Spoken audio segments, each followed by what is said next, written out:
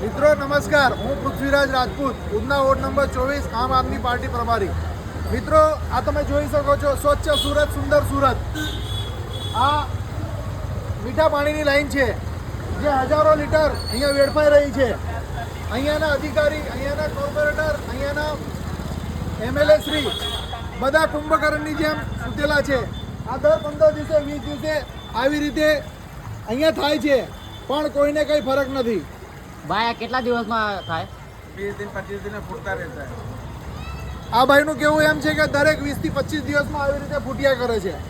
એટલે તમે જોઈ શકો છો, એક તરફ તમે રેન હાર્વેસ્ટિંગ કરવા માટે 3-3 લાખની બોરિંગ કરો છો અને એક તરફ આ લાખો લીટર, હજારો લીટર પાણી વેડફાઈ રહ્યું છે. આ જુઓ, આ એક હત્તી શાસન આપણે જેને સત્તામાં લાવ્યા છે એના લીધે આવું થાય છે. જુઓ, તમે જોઈ શકો છો. જય હિન્દ, જય જય ગરવી ગુજરાત.